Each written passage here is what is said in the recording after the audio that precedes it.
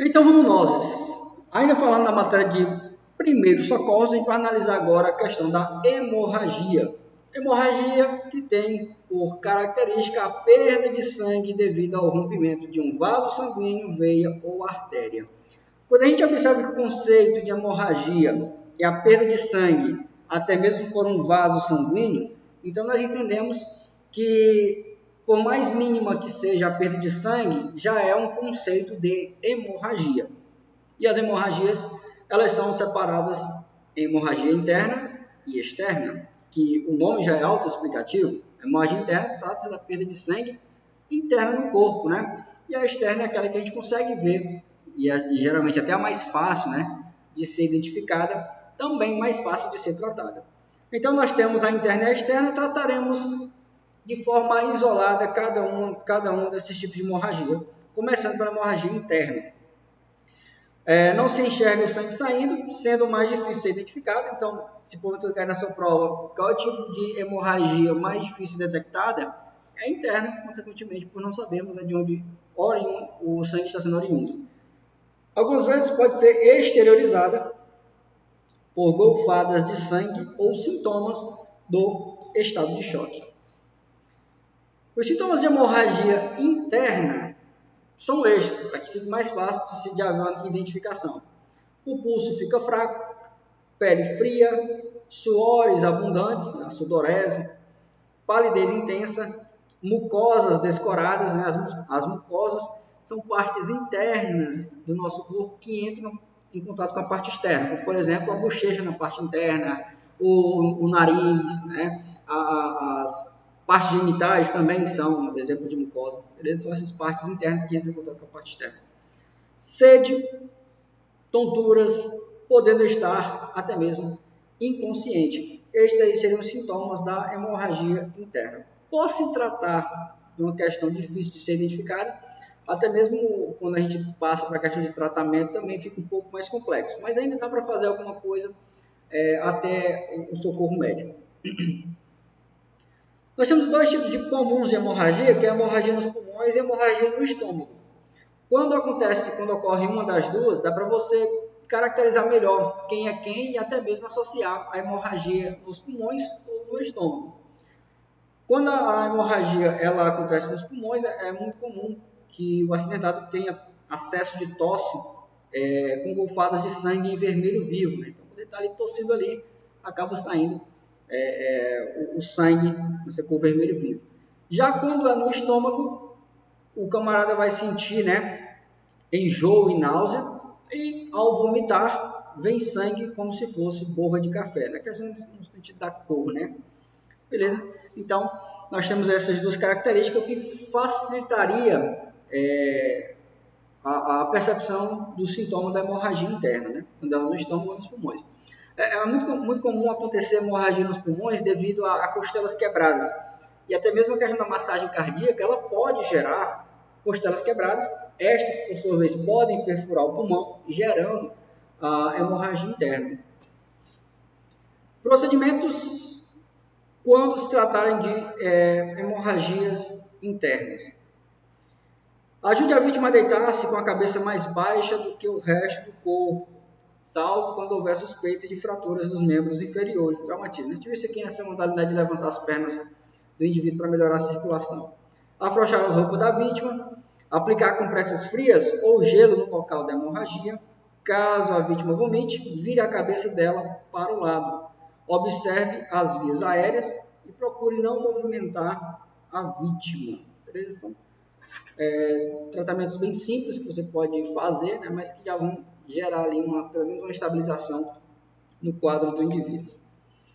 Na hemorragia externa, aquela que é visível, consequentemente é mais fácil, né, de ser identificada e também tratada. Mantenha a vítima sentada ou imóvel. Se use uma compressa limpa e seca, a compressão vai evitar, né, a questão da saída do sangue. Pressione com firmeza, procure manter as compressas bem presas no lugar com o que você puder usar. Por exemplo, gravata, tiro de pano, etc. Não retire os panos molhados de sangue, coloque outro pano limpo em cima de uma nova atadura. Isso vai ajudar, né, melhor tem um termozinho na cicatrização do ferimento, então temos na coagulação sanguínea, né? Formar aquela crostazinha. Depois de um tempo que o sangue fica ali vedado, a sua saída, acontece muito essa questão do sangue coagular ali e isso serve como parede para que não haja a continuidade da hemorragia. Porém, essa parede ela pode ser rompida quando você tira os panos que estavam ali fazendo essa vedação. Então, o ideal é que você mantenha, coloque panos novos, limpos sobre aqueles que já estão, até a prestação de socorro mais adequada. Até com a mão você poderá estancar a hemorragia, caso não disponibilize de uma compressa. Né? Então, o caso da hemorragia, em tese, é muito fácil de ser tratada, porque você pode vedar essa passagem de forma mais facilitada. Temos alguns cuidados aqui que vai ser tratado nos próximos slides sobre a questão do que se fazer, né, o que não fazer. Mas caso não seja tratado, eu quero abordar algo interessante sobre a questão da hemorragia. Se o ferimento for nos braços ou nas pernas, sem fratura, ou seja, sem ossos quebrados, a hemorragia será controlada mais facilmente levantando-se a parte ferida. A força da gravidade ela tende a puxar as coisas para baixo, então nesse caso quando você eleva esse membro aí, dá uma diminuída na circulação sanguínea naquela parte que está acima do corpo. Se o ferimento for na perna, dobre o joelho. Ou seja, criar uma curva também ajuda a diminuir a circulação sanguínea. Se o ferimento for no antebraço, dobre o cotovelo, colocando sempre bem na articulação um chumaço de pano, algodão ou papel.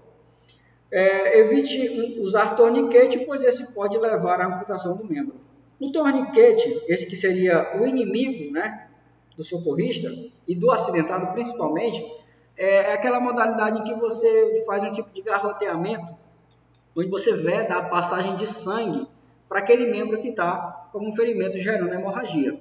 Então, quando você faz essa diminuição da passagem sanguínea utilizando o torniquete, pode acontecer de terminações nervosas serem perdidas ali e o camarada ter até mesmo que amputar o membro que foi garroteado. Então, muita atenção em relação ao torniquete, você não deve utilizá-lo. Na verdade, esse uso é um uso apenas de pessoas profissionais que sabem fazer a modalidade, sabem fazer o aperto e a retirada do mesmo no tempo e no momento certo. Então, beleza? O torniquete não é uma conduta devida ao socorrista. Então, esquece isso. Torniquete é uma alternativa incorreta. Torniquete ou garroteamento são sinônimos dessas mesmas ações. Aí nós temos a hemorragia nasal, né? É quando o sangue jorra pelo nariz. As principais causas são colisões onde o condutor ou o passageiro tendem a se chocarem com para-brisa, painel, volante, banco ou outro objeto. Foi até mesmo por essas modalidades de acidentes, né, que geram hemorragia nasal, que o airbag foi desenvolvido e hoje ele está como equipamento obrigatório. Qualquer carro que sai de fábrica hoje, ele já tem que sair obrigatoriamente com airbag, no mínimo para motorista e passageiro nos bancos dianteiros, justamente visando esse choque que esses ocupantes da parte dianteira podem sofrer com o painel do veículo. Procedimentos. Se possível, coloque a vítima sentada com a cabeça inclinada. Se o pulso estiver forte, deixe sair um pouco de sangue. Peça que respire pela boca e não assoe o nariz. Aperte as narinas por alguns minutos. Se não parar, coloque um tampão de gases e ponha uma toalha com água fria ou um pano com um saco com gelo, né? O gelo ele tem essa função aí medicinal, né, de afinar esses vasos sanguíneos e aí dificulta um pouco a passagem de sangue também. Então, por exemplo, quando você leva uma pancada, tende a inchar. Aquele inchaço é uma resposta do nosso corpo. Os vasos sanguíneos dilatam-se, né, e formam aquela protuberância maior. O gelo, por sua vez, vai diminuir esse inchaço porque ele vai diminuir ou estreitar esses vasos sanguíneos, né? Então, ajudaria a questão de estancamento de sangue. Mas você deve tomar cuidado em relação à questão do uso excessivo do gelo, porque ele pode também lesionar ao invés de tratar. Cuidado com uma possível contaminação com sangue da vítima. Amputação de membro. O conceito de amputação de membro é a separação de uma das partes do corpo, né? Do membro do corpo, né? Separação de uma das partes dos membros em relação ao corpo. E o procedimento deve ser esse. Primeiro de tudo, acalmar a vítima. E uma das boas formas de você acalmar a vítima é trazendo para ela a informação de que o reimplante é possível e não somente isso, mas também muito provável. Segundo o nosso manual aqui na parte de amputação de membro, nós temos aqui que o reimplante chega a ser possível em 90% das vezes, né? 90% do membro ser reimplantado. O controle do sangramento deve ser feito também, porque geralmente quando acontece a amputação, houve, né, o rompimento ali de vasos, às vezes de artérias, de ossos, então há o sangramento sempre. Resgate o membro e realize o transporte observando os cuidados para não diminuir a chance de reimplante. A gente pode analisar aqui no próprio slide A, B e C, né? O camarada teve o dedo amputado, o dedo foi embalado em um tipo de pano ali, foi colocado no recipiente com gelo, porém não deixando o dedo em contato direto ali com o gelo. Porque nesse caso aí, ao invés do gelo ajudar a preservar o membro amputado, nesse caso ele poderia queimar as terminações nervosas do membro e aí impossibilitando o reimplante do mesmo ao restante do corpo. Então, o transporte em um recipiente com gelo é devido, desde que o membro não esteja em contato direto com o gelo. Manipule o menos possível o membro amputado, justamente para não diminuir essa chance do reimplante. Vou falar aqui sobre fraturas. O conceito de fratura é a ruptura total ou parcial, ou seja, um osso trincado é um tipo de fratura também, ele não precisa especificamente estar totalmente rompido. Geralmente, com separação de um osso em 2 ou mais fragmentos após um traumatismo. As fraturas são emergências médicas e podem acarretar em risco de morte, né? Quando você tem, por exemplo, a questão da fratura exposta, né, ou aberta, ela gera sangramento, o sangramento pode vir acarretar a questão de morte do indivíduo. As fraturas podem ser classificadas em abertas ou fechadas. Assim como no caso das hemorragias, que a gente viu que elas podem ser internas ou externas, nós temos as fraturas abertas ou fechadas. Também a aberta pode ser chamada de fratura exposta, que é aquela em que o osso fica, né, visível, ele rompe a pele. E a fechada você consegue observar uma deformidade no membro, mas não consegue ver o osso exposto.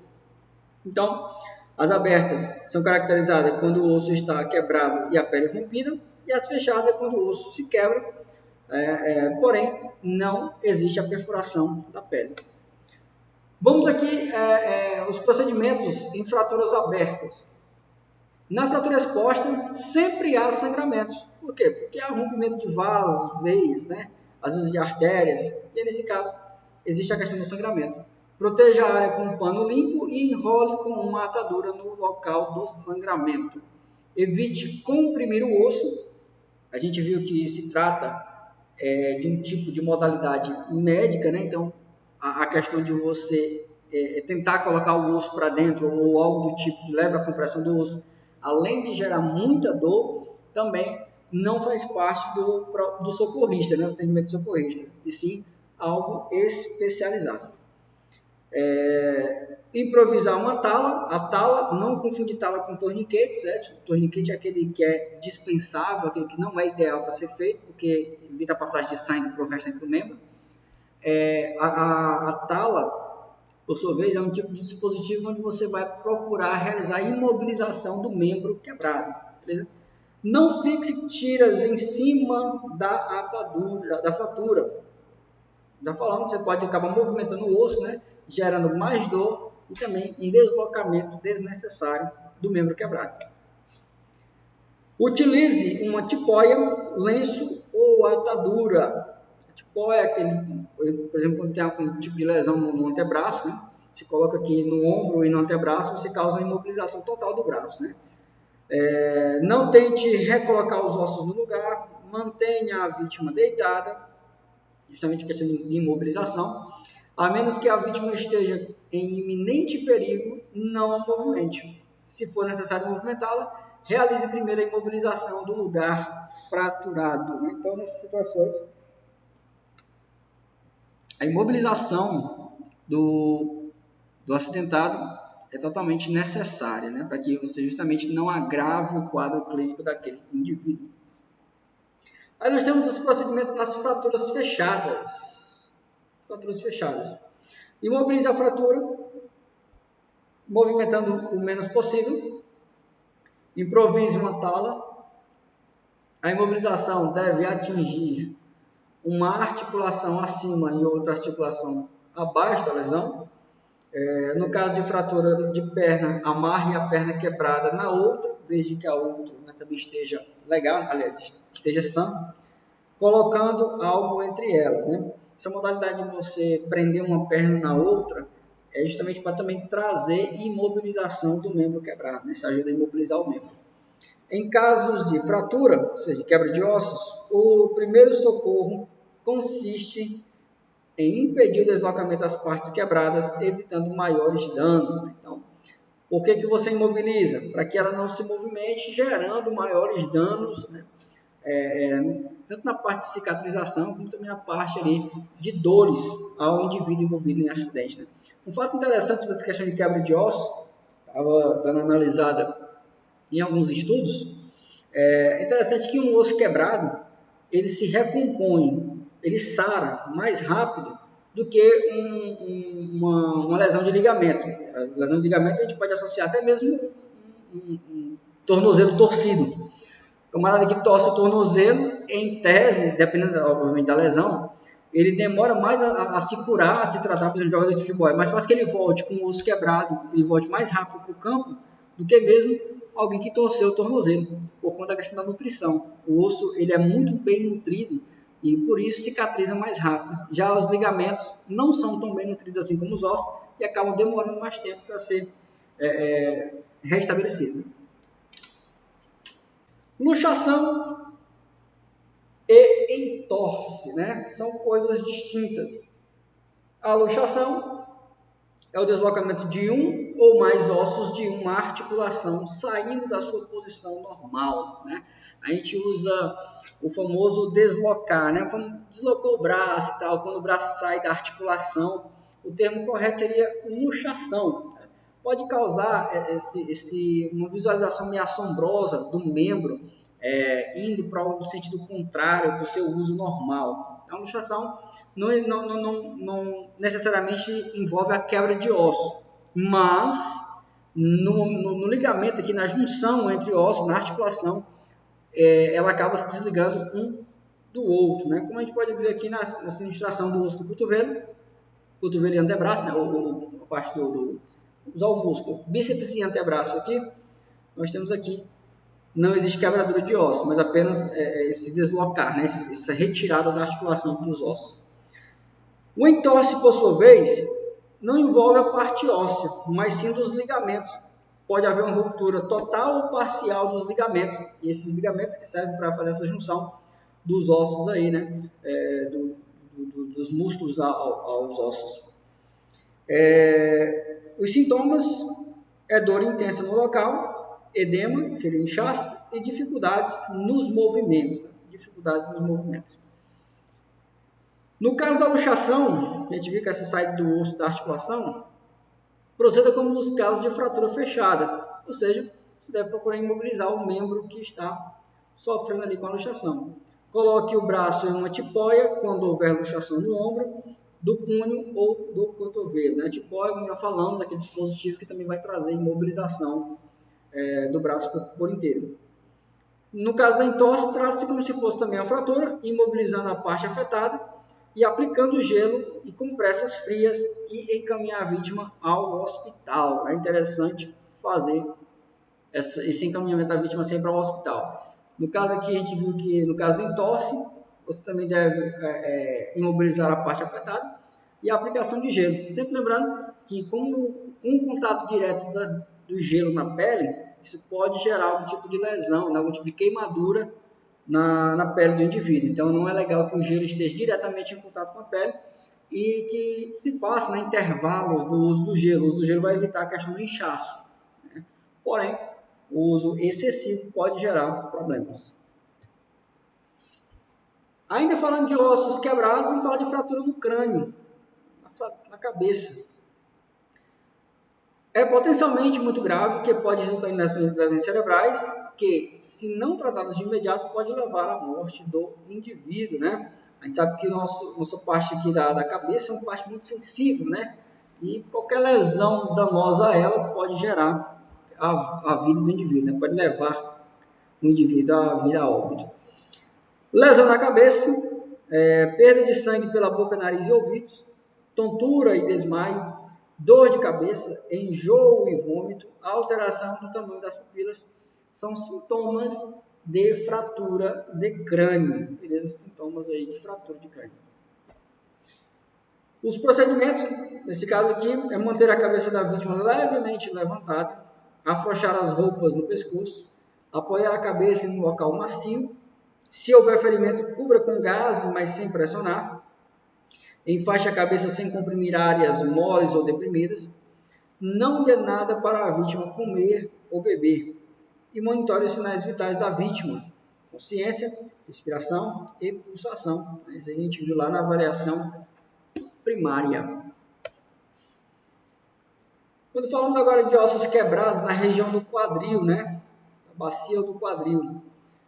A vítima sente forte dor no quadril, que aumenta com o movimento das pernas, ou quando se faz pressão nos ossos da bacia. O mais perigoso desse tipo de fratura são os ferimentos da bexiga e em outras vísceras na barriga, né? Então os ossos podem acabar ferindo ali esses órgãos que ficam na altura ali do quadril, né, ou da bacia. Procedimentos em fratura de bacia ou quadril. Não mova a vítima, nem permita que ela se mova até o socorro chegar. Caso imprescindível, mover a vítima, imobilize completamente com algo que lembre uma maca, improvise uma tábua, prancha ou qualquer outra coisa plana e rígida. A gente viu que, na verdade, o tratamento de pessoas com fratura na bacia ou quadril, pelo menos na parte do socorrista, é, em tese, deixar o camarada estável ali, né? Deixar o camarada imóvel até a chegada do socorro chegar. Você tem ideia como isso é simples, mas faz uma baita diferença. Alguns meses atrás eu estava dando aula para uma aluna, que ela falou de um parente dela que há quase 2 décadas, ou até mais do que isso, havia sofrido um acidente de carro e o acidente tinha lesionado a bacia do parente dela. Aí as pessoas pegaram ele, levantaram ele, fizeram movimentações bruscas e tal, e levaram para o hospital. E aí, nessa de movimentar o indivíduo, houve lesão na bexiga, não especificamente, não sei se foi na bexiga, mas nessa região que ajuda o indivíduo a fazer, né, as suas necessidades básicas ali, de ir ao banheiro e urinar. Eu sei que até hoje ele usa bolsa, uma bolsa do lado aqui, não por conta do acidente, mas por conta da má prestação do socorro que aqueles indivíduos fizeram com ele. Movimentaram ele, os ossos acabaram rompendo ali alguns órgãos, e aí, até hoje, ele precisa, né, desse auxílio da bolsa para fazer as suas necessidades mais simples, mais básicas, né? Então, pode não parecer muita coisa não mexer na vítima nem deixar ninguém tocar. Mas quando a gente olha para essa possibilidade aí existente, a gente observa que isso é de grande ajuda ao socorrido. Então, por isso que a gente não deve agir com impulsividade. Devemos sempre prezar pelas coisas mais simples, nos limitando, sempre prevendo coisas piores, situações piores. E ainda bem que nós estamos passando por essa formação aqui, né, de condutores visando essa parte de primeiros socorros, para entendermos que isso não nos licencia a sermos como médicos, né, com pessoas da área da saúde, mas nos ajudam a não piorar o estado de quem se envolveu em acidente de trânsito. Então a gente começa a aprender, começa a entender que essas coisas mínimas e suaves e sutis, elas têm sim, né, uma grande relevância na prestação de socorro. Fala de quebras de costela, né, fratura na costela. A vítima com fratura na costela apresenta fortes dores no tórax, principalmente ao respirar. Movimente a vítima o mínimo possível, enfaixe o tórax com ataduras largas, mantém as vias aéreas desobstruídas e atenção aos sinais vitais. Da mesma forma, a gente vê que a questão da ação é simples, é de imobilizar a vítima, de cuidar das partes vitais, nesse caso aqui da respiração foi a mais tocada, né? E aguardar o socorro. Como já falamos, essa questão da fratura na coluna, na costela, é muito comum ao realizarmos a massagem cardíaca. Mas nesse caso aqui é o seguinte, a possibilidade de gerar fratura na costela por conta da massagem cardíaca não deve ser fator para você não realizar a massagem cardíaca, porque é melhor que o indivíduo sobreviva com a costela quebrada do que ele vá para o saco com todas as costelas inteiras. Atenção, em fraturas como essa, pode haver perfuração dos pulmões. A vítima poderá apresentar golfadas de sangue vermelho vivo pela boca. A gente viu esse fator quando estávamos analisando a hemorragia interna, né? Os ossos podem perfurar esses órgãos e acabar gerando aí esta possibilidade aí de fratura, de hemorragia interna. Chegamos na menina dos olhos da matéria de primeiros socorros, a coluna vertebral. Se você parar um dia para analisar, se você tiver essa curiosidade, obviamente, sobre pessoas que ficaram paraplégicas em acidentes, ela é altíssima. E, obviamente, não especificamente pela má prestação de socorro, mas pelo próprio trauma sofrido da colisão, né, com o veículo ali. Então, não é apenas o motociclista que está mais suscetível somente o motociclista que está suscetível a esse tipo de lesão na coluna vertebral, o motorista também está, até porque, dependendo da força que o impacto acontece, essa parte do nosso coluna ela pode facilmente ser lesada. Então, a coluna vertebral estende-se desde a base do crânio até a extremidade caudal do tronco, né? Ou seja, quase que toda a estrutura, a extensão ali do indivíduo, começando na nuca até as partes inferiores do corpo. Ele vai fazer uma subdivisão da questão da coluna vertebral, isso aqui para nós pouco importa. Fazer aqui alguns adendos aqui, né? Sobre a questão, por exemplo, de... Você já ouviu falar aquela questão de doar, a doação de medula óssea, né? O pessoal pensa, a maioria das pessoas que eu conheço, né, pensa que doar medula óssea, o doador de medula óssea tem uma injeção na coluna, né? E não é verdade, certo? Essa medula que passa aí na coluna vertebral não é aqui a retirada para fazer essa doação, não. Geralmente é uma retirada intraóssea, na parte da bacia, na maioria das vezes, para fazer essa doação, para gerar sangue, né, em outras pessoas ali. E é bem difícil de achar um compatível com alguém. Então, não precisa ter medo de ser doador de medula óssea, não, beleza? Não tem nada a ver com a sua medula espinhal, não. Pra falar a verdade, até mesmo eu sou doador de sangue de medula óssea também. Também é aqui que nós encontramos a famosa, aquela dorzinha que muita gente sente, hérnia de disco, né? Os discos são colocados aí entre as vértebras para trabalharem como sustentadores ou como amortecedores para os ossos não se baterem com o outro. Quando acontece a questão desse estrangulamento do disco, aí nós temos aí também essa hérnia de disco chamada, né?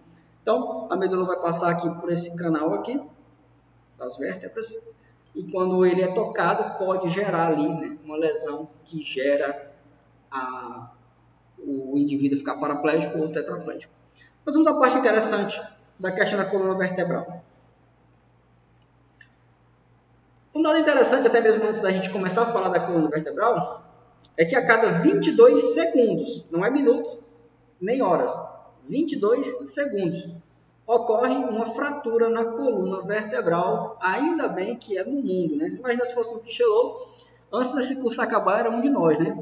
A maior parte em decorrência da osteoporose, o nome já diz, né? Quando o osso fica poroso, fragilizado, né? Mais fácil de quebrar, né?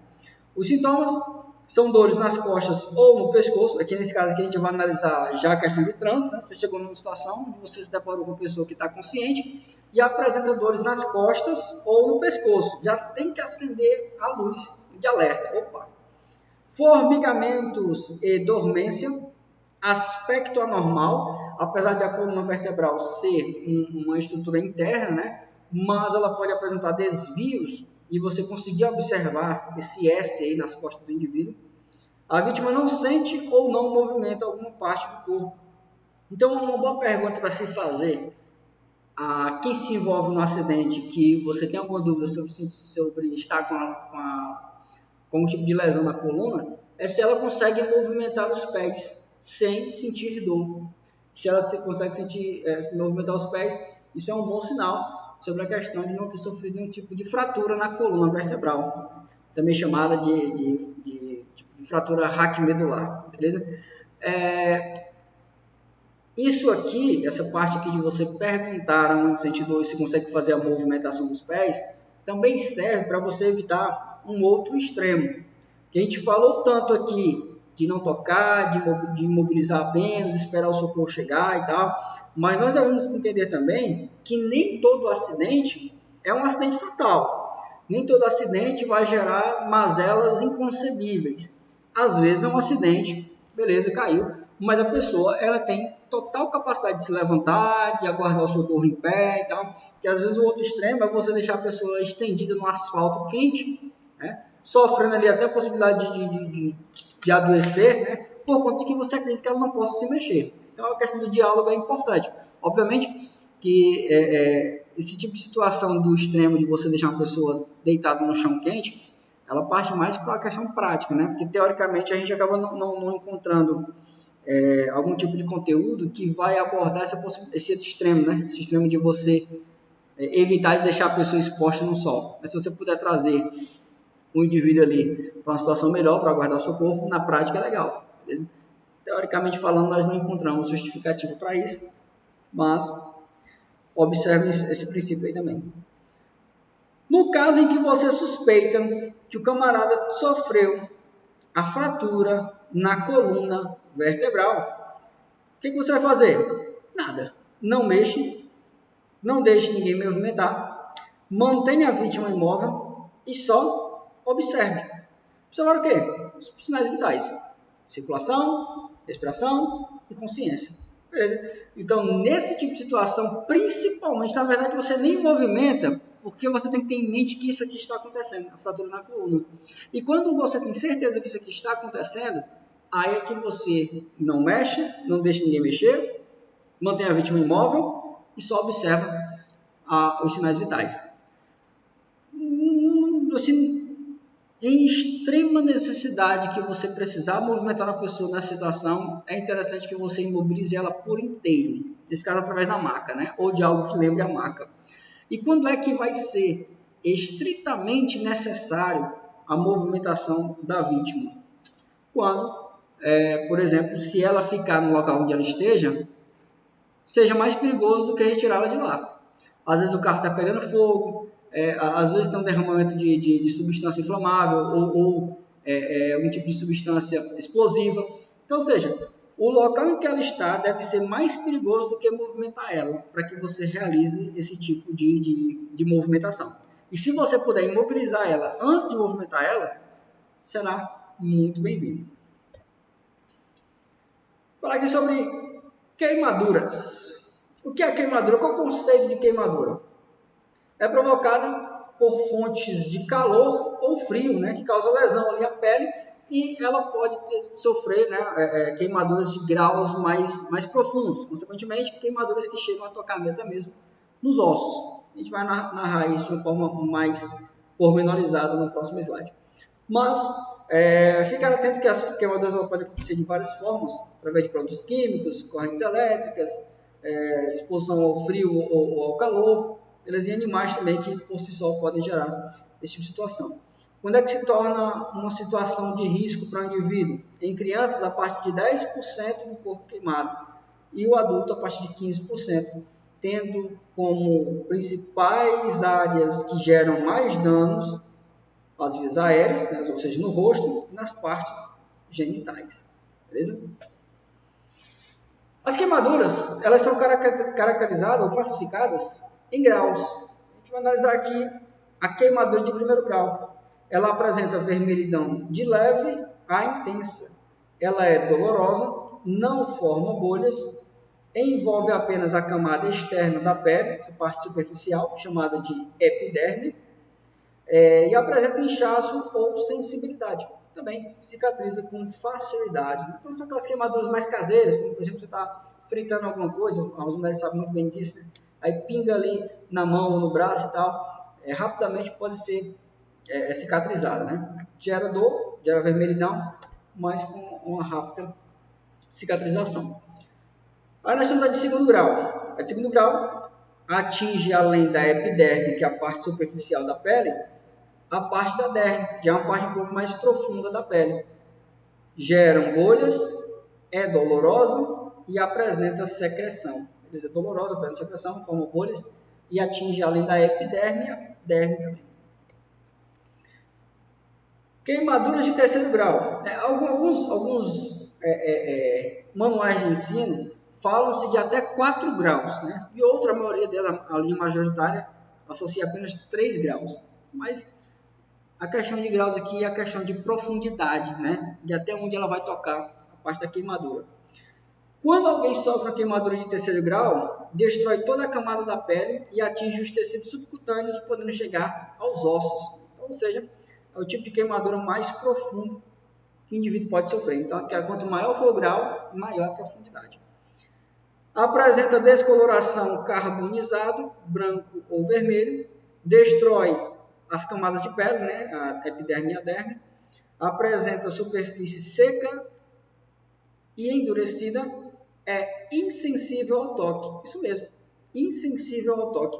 Se o camarada chegar a lesionar um membro com queimadura de terceiro grau, ele não tem mais sensibilidade naquela parte. Você pode pegar, você pode martelar e ele não vai sentir mais nada, porque as terminações nervosas foram todas destruídas, né? Então ele perde sensibilidade.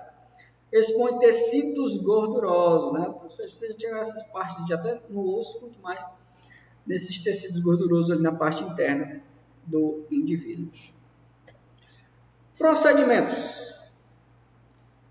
Remova a fonte de calor, ou seja, o camarada está ali pegando fogo ali e tal, tirar a vestimenta que está pegando fogo, geralmente essa armazena mais calor do que mesmo a pele do indivíduo, é uma boa e obviamente a ação. Se houver fogo na vítima, use panos ou similares para apagar o fogo, começando das partes superiores até as inferiores. É interessante observar essa questão de começar de cima para baixo. Nós vimos que as partes mais vitais as vias aéreas. Então, se você conseguir logo apagar o fogo ali nas partes superiores, é algo benéfico. Coisa interessante é que se você estiver sozinho, intuitivamente a gente acaba correndo, né? Pegando fogo e correndo. Só que se a gente correr, a gente alimenta ainda mais o fogo. Então, o ideal é rolar no chão, para tentar apagar o fogo. Correr, você só aumenta, só alimenta oxigênio no fogo. Resfrie com água fria e corrente por alguns minutos. Isso poderá evitar também uma evolução de grau 1 para grau 2. Né? Então, ou seja, naquela situação caseira, como a gente falou, o óleo toca ali na pele, o ideal é que você passe água corrente para que haja uma estabilização e não um agravamento. Retire objetos que possam armazenar calor, por exemplo, aliança, relógio, esse tipo de objetos que ainda armazenam calor podem ficar ali danificando a pele. Proteja a área queimada com pano, gaze ou lenço umedecido e limpo. Instrua a vítima a procurar socorro, mesmo sendo de pequenas proporções. Na verdade, a gente vê que nessa parte teórica sempre há essa recomendação da ida ao pronto-socorro.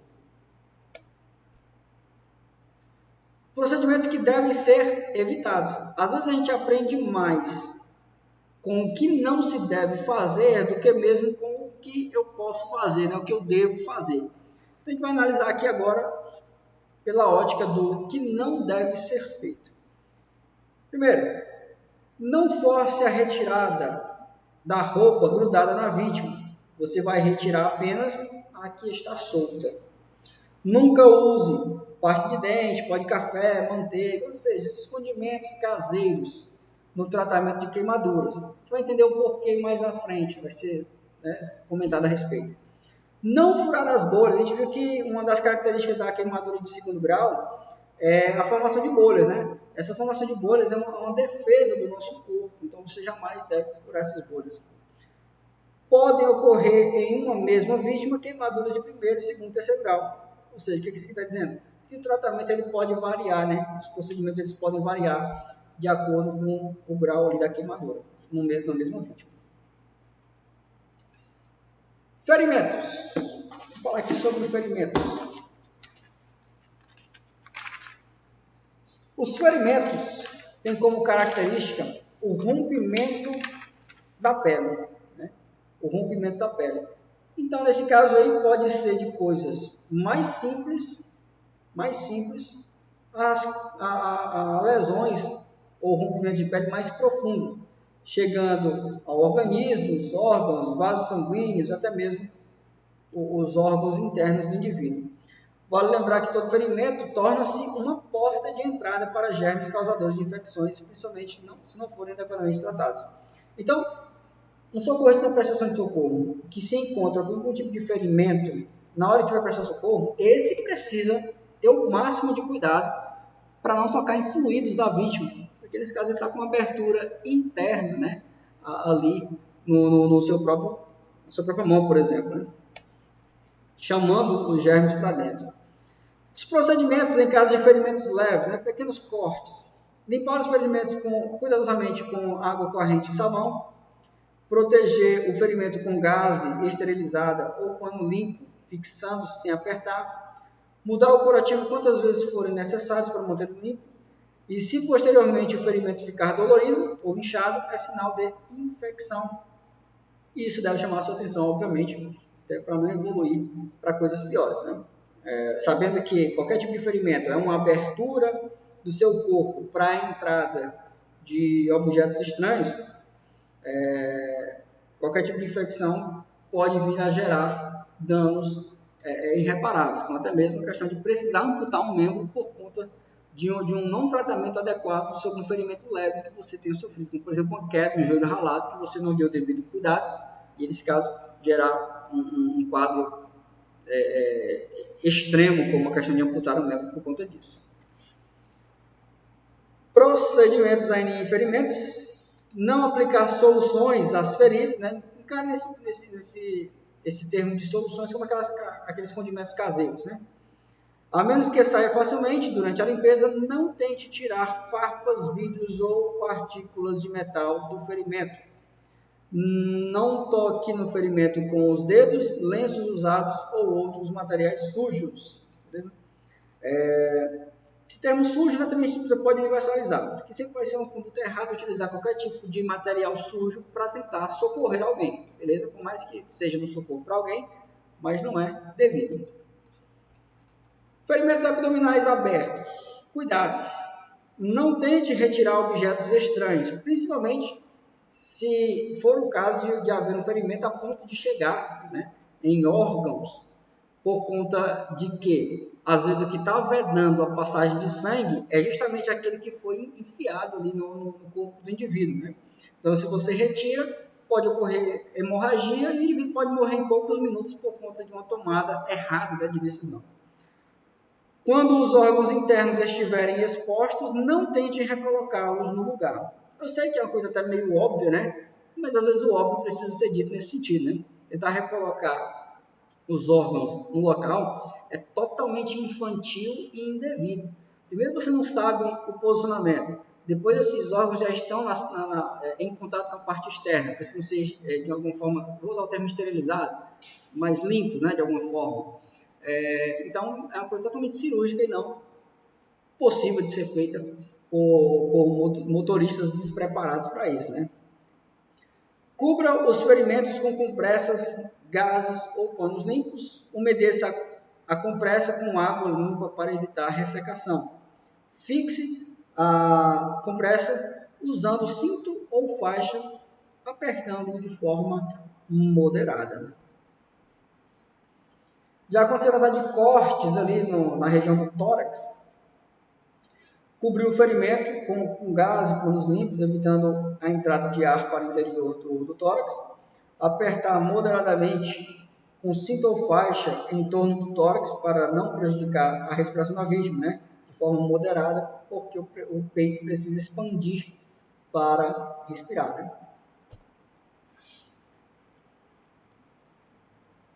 Quando o ferimento for na cabeça, Em caso de inconsciência ou inquietação da vítima, deite de costas e afrouxe suas roupas, principalmente em volta do pescoço, e agasalhe a vítima.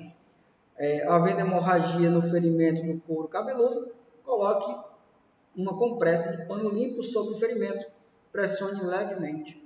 Se o sangramento for no nariz, boca ou no ouvido, vire a cabeça da vítima para o lado que está sangrando.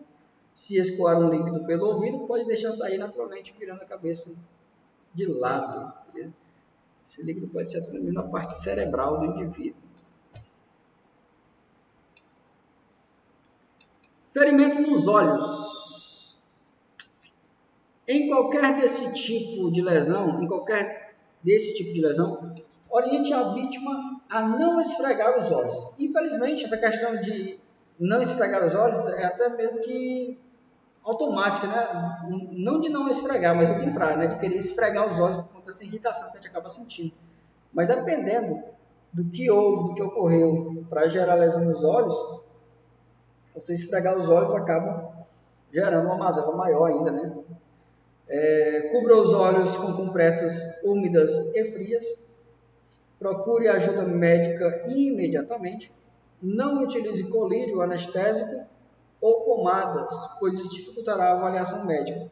Aqui, nesse ponto 4, ele traz a justificação de o porquê não utilizar esses tipos de coisas caseiras, né, no tratamento em ferimentos, porque acaba dificultando a avaliação médica. Como passou pó de café ali, aí tem que tirar aquele pó de café todinho para fazer a avaliação, sendo que isso ainda vai ficar gerando algum tipo de empecilho, né, atrapalhando ali a verificação, a avaliação médica. Né? Por isso, o ideal é não utilizar esses condimentos médicos. Obviamente é o seguinte, né? A gente tem que partir para aquele princípio de que na prática, alguns tipos de condimentos podem ter eficácia, beleza?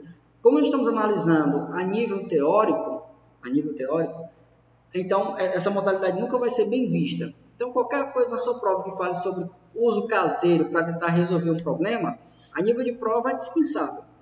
Agora, quando falamos de coisas práticas, aí nós já não podemos entrar numa seara para indicar que aquilo é totalmente errado, beleza? A não ser que, obviamente, seja errado demais, né? Fala sobre envenenamento. Vamos aqui uma dose de café aqui. Não que eu esteja com sono, porque eu sou uma máquina, né? Eu poderia ficar aqui horas e horas dando aula sem nenhum problema.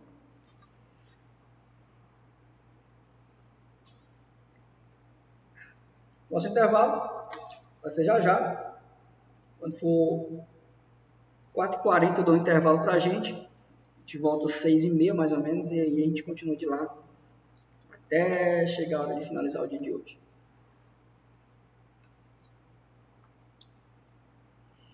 Na verdade, eu vou fazer um intervalo assim, eu vou terminar a matéria todinha de primeiro socorro, independente de qual seja a hora que eu termine com vocês aqui, aí eu dou um intervalo para a gente voltar já com a outra matéria, seria a matéria de meio ambiente e cidadania.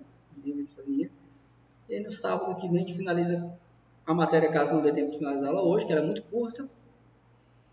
E então no sábado ficaria apenas a matéria de mecânica básica, junto do nosso simulado, né? Esse sábado vai ser um dia mais legal de se curtir, né? Menos cansativo, digamos assim. Não haverá somente entrega de conteúdo. Vamos lá, então vamos continuar aqui. Sobre envenenamento. O envenenamento ele pode acontecer de 3 formas: por inalação, por contato direto na pele e também por ingestão. Inalação, contato na pele ou ingestão. Vamos analisar aqui primeiro com contato na pele. O que ela causa? Ardência, coceira e erupções, né? São aquelas formações de caroço. O envenenamento da pele, nos procedimentos nós temos lavar rapidamente a região com água corrente, retire as roupas contaminadas, proteja-se usando luvas e evite inalar o veneno, agasalhe a vítima e encaminhe a um hospital. Aqui nós estamos diante de um tipo de situação na prestação de socorro que mais gera risco ao socorrista, porque o veneno ele pode muito bem ser invisível, né, incolor, inodoro, ou seja, nós não conseguimos sentir o cheiro da presença do veneno ali, e aí nesse caso nós temos um inimigo invisível ali e imperceptível ao socorrista. E por isso que é interessante fazer essa análise do local de forma panorâmica, para que você possa entender o ocorrido e não agir de forma inadequada. Vimos aqui na questão do tratamento do envenenamento da pele, vimos os sintomas, vimos aqui os procedimentos, a questão de lavar, tirar roupas contaminadas, agasalhar a vítima, né? Cuidar de si próprio para evitar essa contaminação, são requisitos aí nos procedimentos. Já quando se trata de envenenamento por inalação, e eu acredito que esse aqui é que gera pior tipo de situação para o socorrista, os sintomas é sufocamento e inconsciência, né? Dificuldade da respiração ali. Procedimentos: cuidado para não inalar o produto, areje o ambiente, fazendo a vítima respirar ar puro, não provocar vômitos, controle os sinais vitais e procure descobrir qual o veneno inalado. Em tese, a questão do envenenamento é quase igual a questão de picada de cobra, né? Se você puder levar o vasilhame, né, onde estava ali o veneno, ou qualquer informação do mesmo, é altamente útil na prestação de socorro para a medicação do indivíduo. Beleza? A gente vai ver no próximo slide por que é importante a questão de não provocar vômitos no caso de envenenamentos. Envenenamento por ingestão.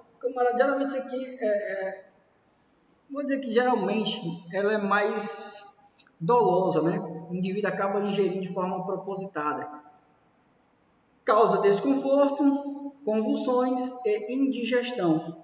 Procedimentos: identifique o veneno, não provoque vômitos quando o veneno for ácido. Na verdade, a gente pode generalizar isso, né? Não provocar vômitos na vítima em qualquer tipo de situação de envenenamento.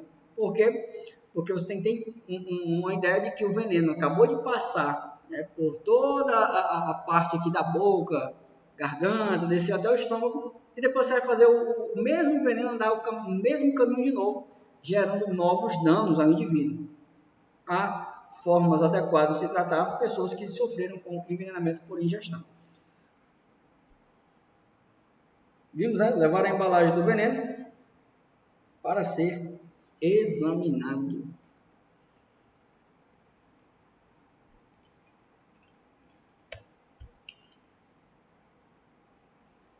Chegamos então na movimentação de emergência. Para aumentar as chances de recuperação, o ideal é que a vítima seja atendida no local. Então, em regra, sempre atenda a vítima no local. Caso não seja possível por falta de segurança, ou seja, o que é que leva um socorrista a não prestar o socorro no local? A falta de segurança, tanto para ela como para o socorrista.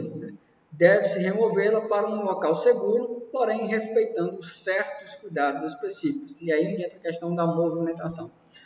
A regra é não movimentar, mas se for movimentar, que você saiba fazer isso a evitar novas sequelas, né? Novos danos ali à vítima. Por que não é legal movimentar a vítima? Porque a finalidade da não movimentação é não agravar lesões existentes. Beleza? Geralmente, essa locomoção do paciente ali até um local onde ele vai ser bem tratado, de forma hospitalar, né, no ambiente hospitalar, ela só é bem feita quando ela é feita com as ferramentas adequadas. Você já parou para observar, toda a viatura ali da ambulância, né, do SAMU, tem a maca específica que é presa ao volante, ao veículo. A maca por si só, ela se prende à estrutura do veículo e tem cintos para segurar o indivíduo sobre a maca. Então, ou seja, o melhor tipo de transporte possível para ela. Isso vai fazer com que ela chegue até o hospital de forma imóvel, beleza? Eu lembro de uma situação de um ex-aluno, né? Nós estávamos falando sobre a aula de movimentação de emergência. Ele contou que uma vez estava indo para Iguatu e se deparou com um acidente de trânsito. Ele estava numa van na hora. E aí as pessoas meio que comoveram ele a fazer a movimentação da pessoa lá. Parece que era uma menina que tinha quebrado a perna. E as pessoas comoveram ele a fazer a movimentação até o regional. E aí, quando ele chegou no regional para entregar a menina, né, para o pessoal lá, o socorro lá, o pessoal deu uma bronca grande nele por conta da questão dele ter se atrevido, né, a movimentar a vítima ali até o local. É tanto que, segundo ele recebeu até mesmo recomendações para sair do regional o quanto antes, para evitar com que alguém pudesse denunciar ele ali, por ter feito a conduta de movimentação. Você vê que o camarada vai querer prestar um socorro, né, para alguém, dar a mão, mas nesse caso, de forma indevida e incorreta. O que a gente mais viu aqui foi a não movimentação da vítima. Por mais que isso pareça uma coisa legal de se fazer, que é levar a vítima até o socorro para que ela receba mais rápido o socorro, tem que levar em consideração que um veículo particular ele jamais se equiparará a uma viatura emergencial. Né? Então, tem isso também. Ao invés de você fazer o bem, você está querendo fazer o bem, mas na hora você pode gerar mazelas piores à pessoa.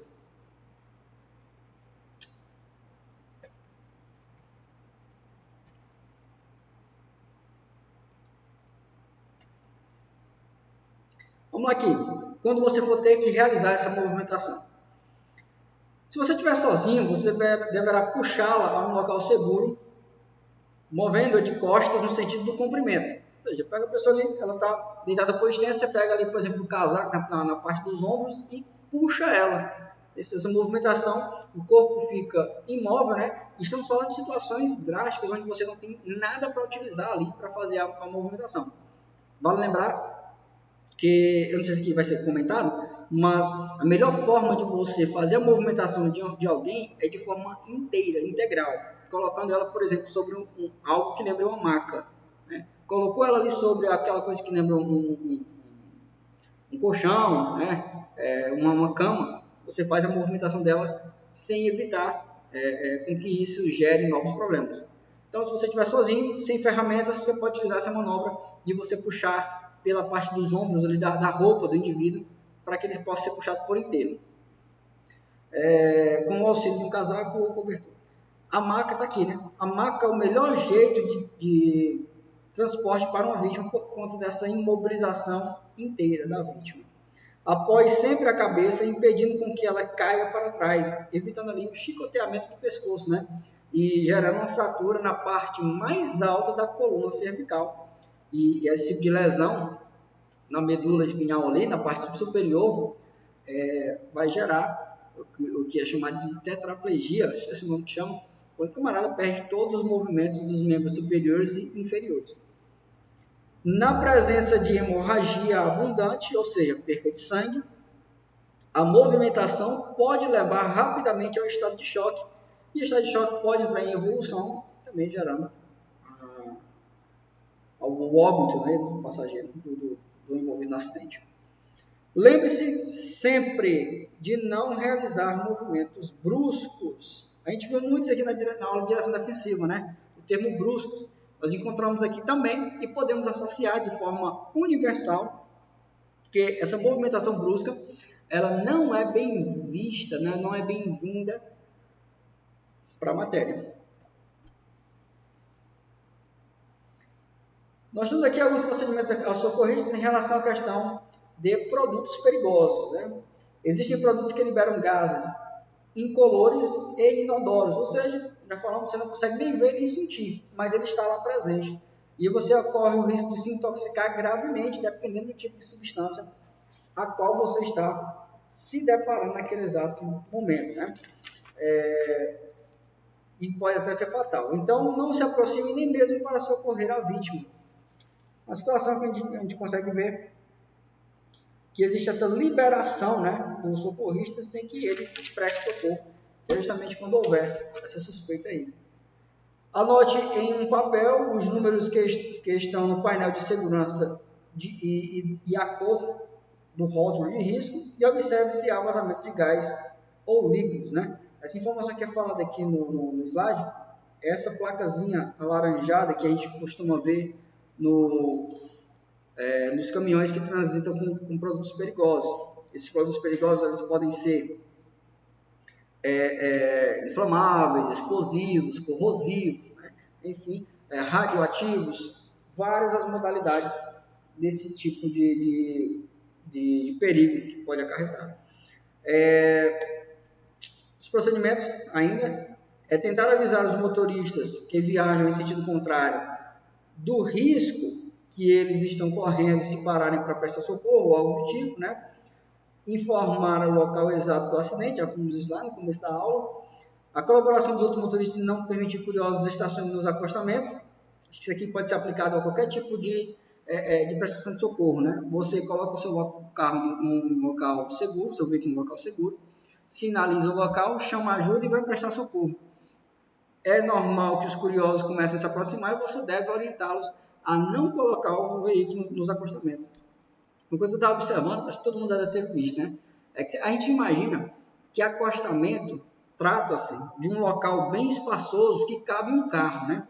Mas não. Quando a gente para analisar que o estacionamento é um local para pedestres, eu não preciso colocar um local que caiba 4 pedestres andando lado a lado, né? Um com o outro. E é por isso que não se deve parar em acostamento, porque o acostamento ele acaba nem dando espaço para o motorista sair totalmente da faixa de trânsito. Por isso que é perigoso parar nos acostamentos. Eles então sempre procurar uma área mais afastada da via para evitar novos acidentes. Ou seja, deixar o carro parado no acostamento é literalmente dizer que ele ainda está em contato com a faixa de trânsito. Ou mais que não integralmente, né? Mas ainda certa parte do veículo ainda acaba tocando ainda na faixa de trânsito. Livrar o acesso para os veículos de socorro poder chegar com liberdade. Caso o motorista esteja consciente, lembre de ter em mão o FISPQ, né, que é essa ficha de informação de segurança para produtos químicos, porque nela o motorista ele vai poder passar essa informação ao socorrista sobre a questão do tipo de risco, os procedimentos adequados no tratamento, né, e as formas de neutralização e combate à intoxicação do produto ali que está sendo levado pelo motorista. Beleza? Essa dica de segurança em relação aos procedimentos em acidentes com transportes de produtos perigosos é altamente importante. É altamente importante. Alguns meses atrás, assisti um vídeo de um tombamento de um caminhão de gás de cozinha. Gás de cozinha, falou que tomou um gás de cozinha, acho que todo mundo vai para cima, né? Todo mundo quer o seu gás ali. Aí tá todo mundo saqueando lá o caminhão, quando der fé, acontece uma explosão do próprio caminhão e o gás ali acaba tomando de conta ali do local, as pessoas correndo, pegando fogo e tal, ou seja, né, cresceram os olhos para tentar pegar um botão de gás, mas não ligaram para o prejuízo que poderiam acarretar em estar naquele local. E nesse caso, teve mortes de pessoas que morreram ali, infelizmente, mas ficou alerta em relação a essa questão dos procedimentos aí, quando se tratarem dessa substância. Se o gás de cozinha, né, gera esse tipo de problema, quanto mais outros gases ali, explosivos, por exemplo, podem gerar, caso aconteça o tombamento. E não é tão incomum esse tipo de acidente acontecendo com esses veículos de grande porte. Quem assiste vídeo assim no YouTube, no TikTok e tal, acaba encontrando muitos tipos de acidentes voltados a essa questão de tombamento de veículos de grande porte por falta de freio, né, ou descuido do próprio motorista. Após o socorro prestado, afaste-se do local. O vento pode espalhar a nuvem tóxica, né? Tem que tomar cuidado com essa questão dos ventos aqui, que podem levar o veneno até o socorrista. Adotando esses procedimentos, com certeza você estará salvando muitas vidas e contribuindo para o pronto atendimento de emergência. Engasgo. O que seria um engasgo?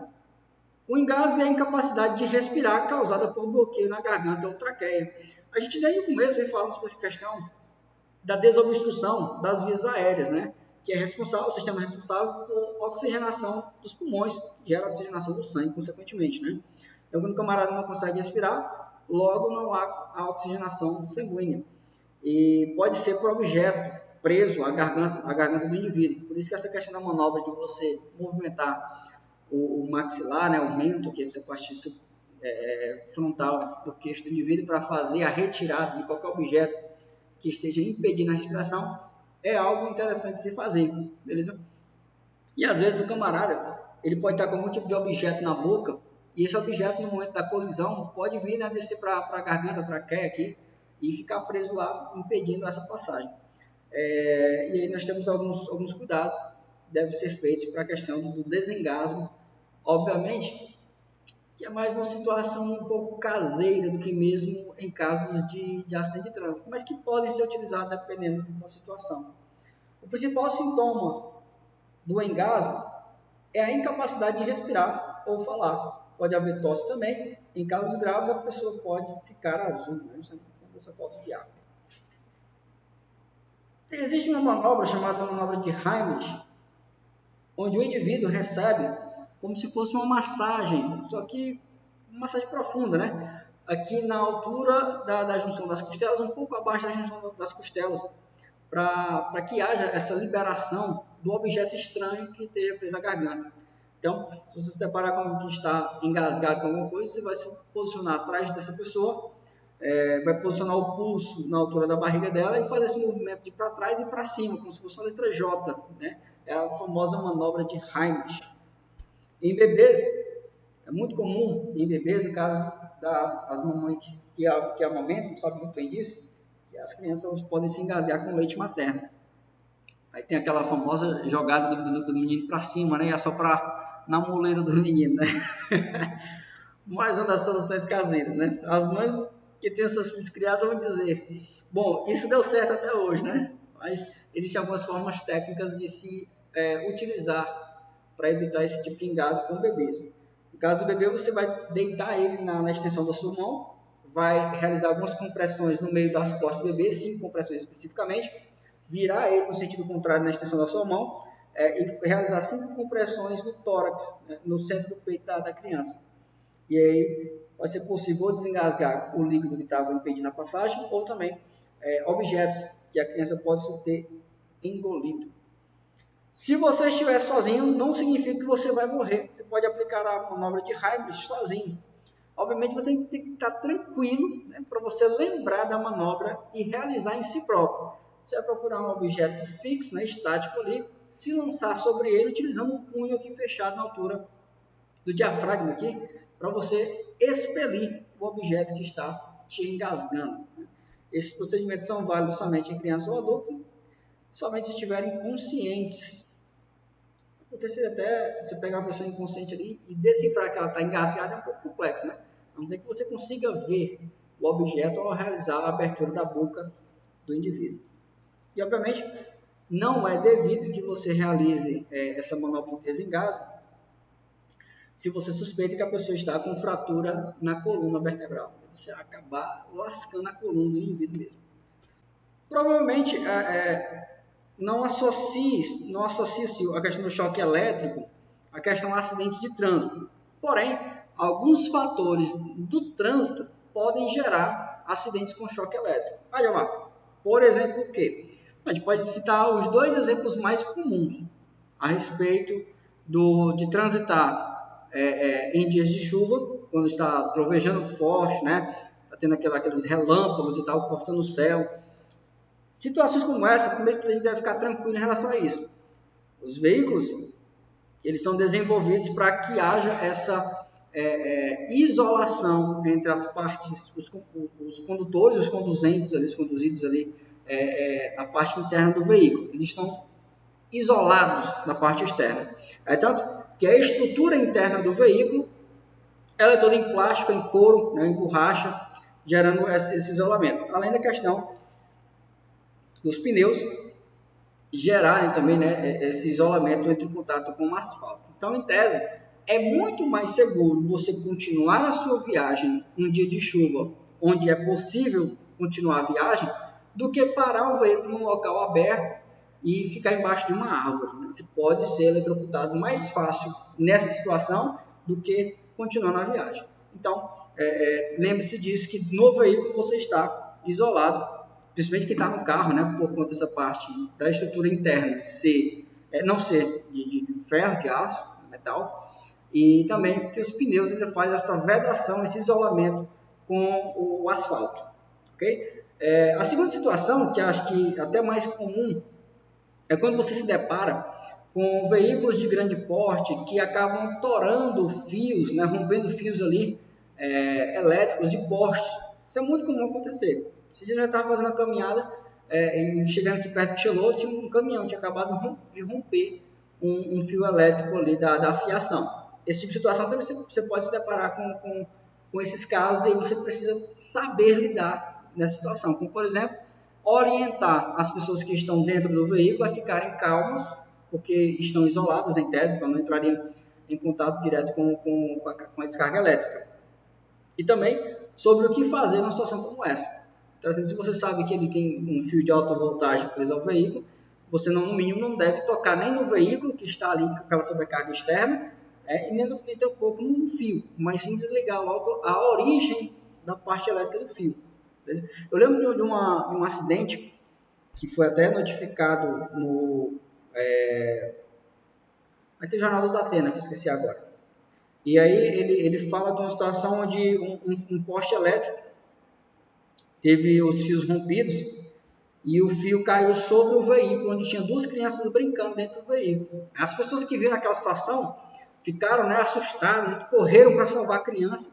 Aí o primeiro chegou lá, pegou no veículo, levou uma descarga e morreu. Aí as pessoas ficaram mais apavoradas ainda. Aí veio outro socorrista, pegou no camarada que tinha sofrido a descarga para tentar tirar de lá, levou uma descarga também e morreu também. Resumindo, no resumo da história, o pessoal da empresa elétrica chegou lá, fez o desligamento, as crianças saíram sãs e salvas de dentro do veículo, porque estavam isoladas na parte interna do veículo, e os dois óbitos foram de pessoas que não deram a devida atenção na hora de prestar o socorro. Então, é por isso que agir de forma impulsiva na prestação de socorro é um problema para essa parte de primeiros socorros. Então, você deve sempre agir de forma coerente e tranquila para que você possa tomar a melhor decisão, sempre lembrando primariamente da sua segurança. Eu sei que, obviamente, quando a gente vê a situação de crianças, a gente parte logo na questão de o quanto antes ajudá-los. Mas o mais racional para aqueles homens para ajudar a criança seria de observar primeiro a fonte do problema, nesse caso é a descarga elétrica, e observar se as crianças estavam recebendo algum tipo de descarga ou não, para ser um pouco mais rápido na prestação de socorro. Né? Então, feitas essas situações onde a gente viu que o choque elétrico ele é possível nessas modalidades aí, o conceito é a descarga elétrica, né, que passa por todo o corpo, geralmente lesando as partes internas de quem gera quem leva, né, o choque elétrico. Os sintomas são dores musculares, dor, distensão, que podem vir até mesmo na questão de queimaduras. Os procedimentos eles vão variar de acordo com a gravidade, então você tem que observar o que ocasionou pela descarga elétrica e aí tratar de acordo com o dano sofrido, ou seja, aquilo que nós vimos antes sobre a prestação de socorro vai ser útil na prestação de socorro. Os cuidados é de você sempre observar a fonte da energia, ou seja, vai prestar socorro a alguém que está sofrendo algum tipo de descarga, procura ser mais eficaz, tira logo a fonte do problema e não vai para cima onde está acontecendo o problema. Se possível, utilizar chave de teste, né, que é aquela chavezinha que acende a luz quando você coloca em contato com alguma coisa que está passando carga elétrica. Né? Muitos deles têm. Lembre-se que os passageiros que estiverem na parte interna do carro estão isolados. Na ausência da chave de teste, ou quando você julgar a situação desnecessária, mas você quiser, né, averiguar se está havendo passagem de corrente elétrica ou não, você faz isso com as partes, né, das costas da mão. Tem um ditado, né, que o pessoal fala que existe o choque que puxa e o choque que repele. Na verdade, a questão do choque puxar ou repelir, no sentido de você ficar grudado, é mais de nervos do nosso corpo do que mesmo do choque por si só. Então, quando a gente pega em algo que está passando corrente elétrica com a palma da mão, os nossos nervos tendem a se atrofiar, a se fechar, e aí dá aquela sensação de que o choque foi que prendeu a pessoa ao objeto. Mas, na verdade, o correto sempre seria fazer com as costas da mão, porque se acontecer de ter passagem de corrente elétrica ali, os nossos pulsos, os nossos nervos vão fechar e retirar, né, a nossa mão onde está passando a corrente de choque. Beleza? E aqui nós chegamos às regras sagradas da matéria de primeiros socorros. Né? A gente viu a regra de ouro lá de direção defensiva, onde nós vimos que o cuidado é do maior para o menor, do motorizado pelo não motorizado e todos pela segurança do pedestre. Aqui nós vamos conhecer também as regras de segurança aqui, visando prova, né, para o aluno. Vamos lá, a começar pela regra número 1. Não puxe o ar, apenas sopre. Estamos falando da respiração boca a boca, né? Quando você for executar a respiração boca a boca, você vai sempre soprar e nunca puxar o ar, né? Não ofereça ou aplique medicamentos. A gente viu isso, né? Esses condimentos caseiros não são bem vistos na prova. Não dar líquidos para a vítima beber. Também evitar essa questão de dar líquidos ou comidas para a vítima. Proteja-se e evite o contato com sangue ou secreções. Se na sua prova cair alguma coisa sobre a questão do socorrista, não fazer algo por conta da sua segurança e risco, coloque isso como correto, beleza? Porque a prova ela jamais vai associar risco ao socorrista como algo correto quanto à prestação de socorro. Primeiro a segurança do indivíduo e só depois a vítima. Não utilize técnicas de garroteamento ou torniquete. Falando sobre isso, né? O torniquete é mal visto, beleza? O torniquete é mal visto na questão de prestação de socorro. Você precisa lembrar do que ele faz, né? Que é aquela vedação da passagem de sangue, podendo levar o órgão, o membro ali, a ser amputado. Ok? Então, evitar o garroteamento ou torniquete, que são sinônimos, né? Um do outro são sinônimos aí. E cuidado para não confundir torniquete com tala, viu? A tala é um equipamento, um dispositivo necessário e útil para realizar a imobilização do membro. A tala pode, torniquete não. Evite remover a vítima, sempre, regra sagrada, não remova a vítima. Preste socorro no local. Porém, se inevitável, tem que tirar, movimente-a o mínimo possível. E, se for possível, imobilize ela primeiro e depois movimente ela. Não retire o capacete ou o cinto da vítima. Às vezes, a questão do cinto de segurança é o que está trazendo ali uma estabilidade para o corpo, para que não haja uma lesão na coluna vertebral do indivíduo. Beleza? E a questão da retirada do capacete também é uma retirada técnica. Deixe o socorrista fazer isso, porque você pode lesionar a coluna do indivíduo na parte mais alta da sua estrutura, que é próxima à nuca, na região do pescoço ali, gerando uma lesão que pode deixar o indivíduo tetraplégico. Ok? Show de bola! A gente vai fazer agora o nosso simulado, que vai resumir tudo que a gente viu na parte de primeiros socorros, visto no comecinho da manhã, né, e até a hora de agora, resumindo por questões. E aí a gente vai passar o nosso intervalo comercial, beleza? Então vamos às resoluções de questões. Deixa eu ver se está tudo ok aqui. Show de bola. Vamos lá.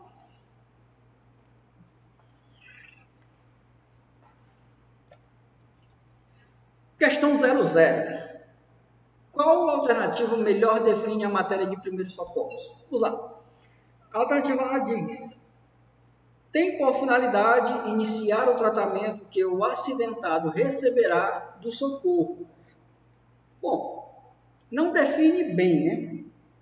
Mas há meias verdades quanto a isso. Porque existem situações em que você realiza manobras iniciais, visando a imobilização, por exemplo, do indivíduo, para que quando chegue o socorro, ele preste um socorro eficaz, né, que você não pode prestar. Então, em tese, você inicia. Né? A gente pode deixar aqui em aberto, se não encontrarmos nada melhor. B. O aprimoramento de diversas situações de acidente somente quando o condutor estiver envolvido, né? Quando você observa essa palavra aqui, você tem que dar um pulo para trás, né? Somente. Então, você aprende diversas técnicas de acidentes somente quando você estiver envolvido, para utilizar somente quando estiver envolvido? Não. Nós sabemos que a aplicação dessas técnicas é quando estiver ou não envolvido no acidente. C. Tem a finalidade de preparar novos condutores para situações de acidentes onde estes deverão visar manter os sinais vitais da vítima, evitando o agravamento. Perfeito. Alternativa C, por enquanto. Alternativa A ficou muito genérica, né? Geralzão. A C foi mais específica, porque ela fala da preservação dos sinais vitais, né? Circulação, respiração e consciência. Alternativa D diz: a matéria de primeiros socorros ajuda os condutores a estarem no mesmo patamar dos socorristas, né? Errado. Como diria Bruno Henrique, jogador do Flamengo, os socorristas estão em outro patamar, né? Então tá errado. Não ficam equivalentes, não. Por exemplo, alternativa C. Questão de número 1.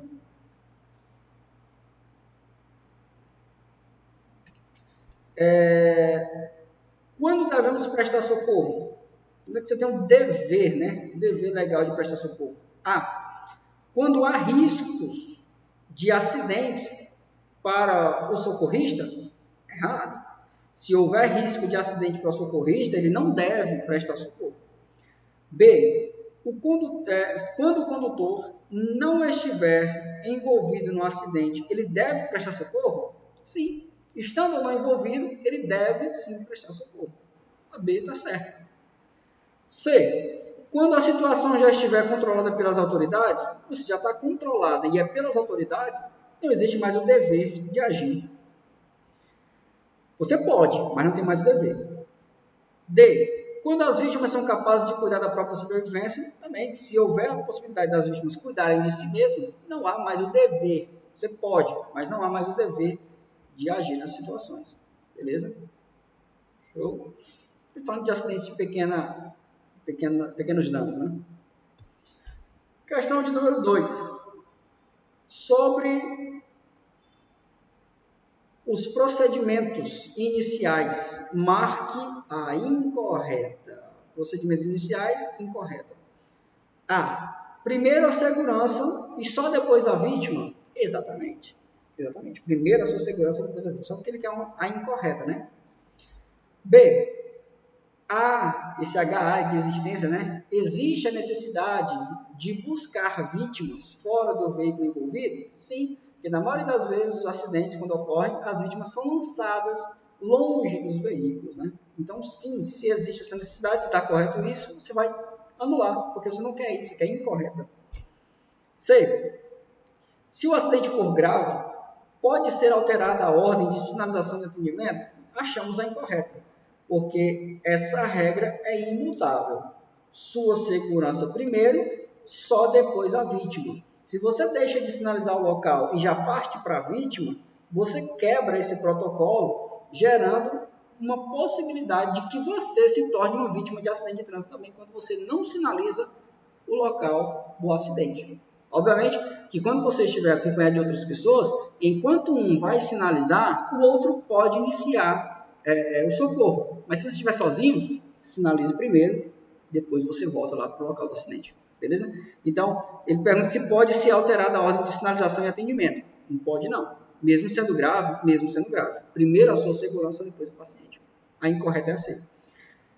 D. A sinalização em casos de acidentes não é restrita ao triângulo. Ou seja, eu posso sinalizar o local do acidente com outros tipos de objetos? Sim, e deve. Porque, por exemplo, no caso da motocicleta, não existe triângulo para motocicleta. Triângulo é só um equipamento obrigatório para carro. Então, se você estiver passando de moto lá, você vai precisar utilizar outras coisas para sinalizar o local, né? E cuidado, tem gente que parte para um extremo que passa a ser até um pouco idiota, mas acontece. O camarada pega a moto, se afasta do local, deixa a moto atravessada na faixa de trânsito como se fosse um triângulo. Isso é o extremo Eu vou dizer da burrice não, porque isso é cruel dizer um negócio desse, mas é o extremo do desnecessário, né? Então, você não pode colocar um veículo atravessado na via para redução de velocidade dos outros. Você acaba de criar um obstáculo que gera um risco altíssimo de novo acidente, né?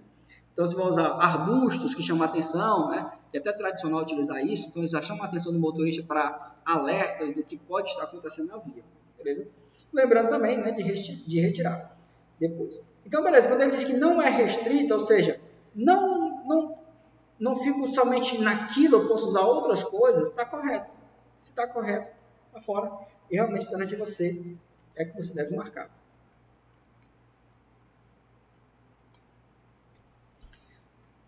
Questão número 3, situação hipotética. Vamos lá. Como é que o Ronaldo Bandeira diz o seguinte, na situação hipotética ele fala, tem um termo que ele usa bastante, suponhamos o seguinte, ocorrendo uma situação de acidente em uma rodovia, o condutor que irá prestar socorro deverá observar uma distância de quantos passos do local do acidente até a sinalização. Então, ocorreu um acidente na rodovia. Quantos passos do local do acidente você deverá contar até colocar a sinalização? Como se trata de rodovia, a gente viu que o cálculo passa a ser de acordo com a velocidade máxima encontrada na rodovia. Digamos que essa rodovia, ele não fala na questão, né? Ela não tem sinalização. Então, eu vou pegar a velocidade máxima que existe quando não há sinalização indicadora. A velocidade máxima é de 110 km. E a gente viu que cada passo equivale a 1 km, né? Então, alternativa D, alternativa correta.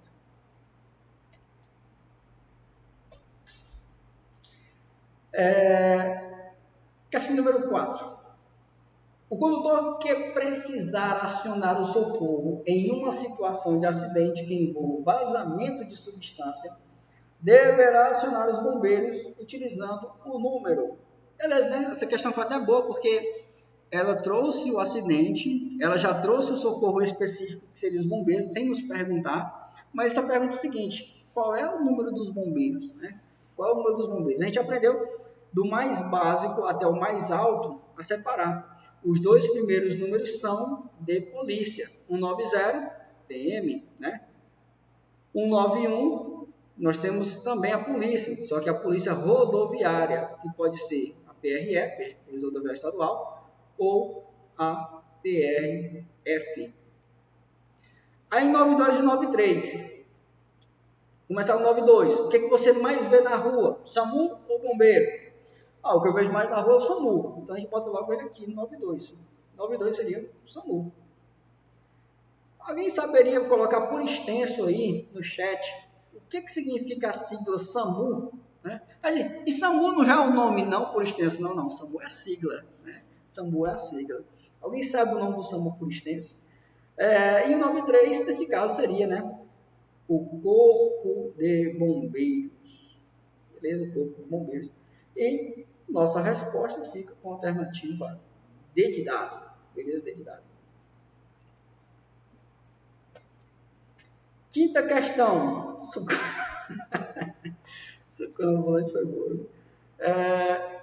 No contexto da avaliação primária, marque a alternativa incorreta.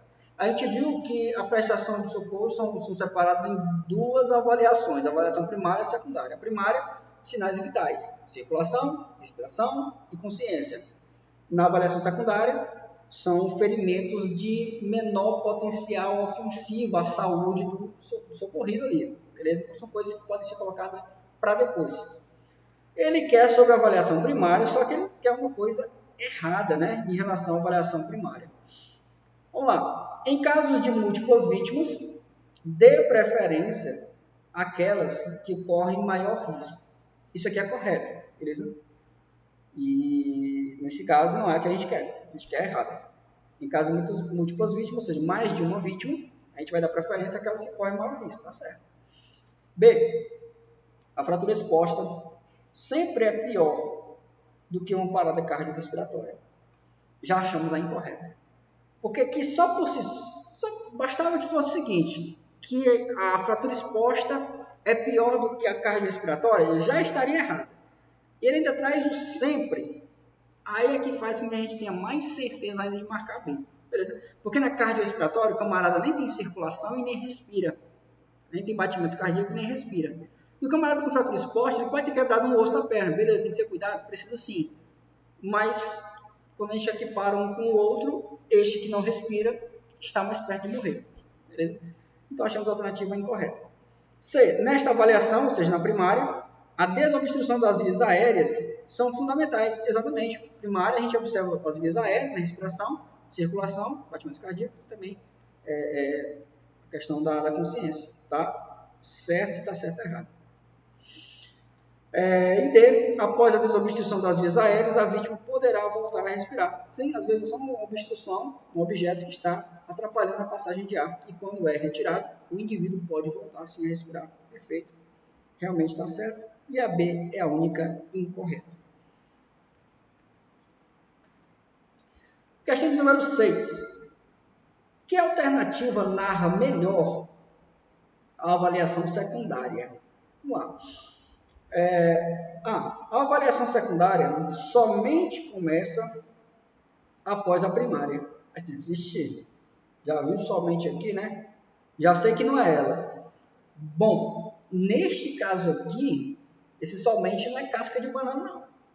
É casca de manga, né? Não, na verdade, ele não deixa a alternativa incorreta, essa palavra. A avaliação secundária só começa depois da primária.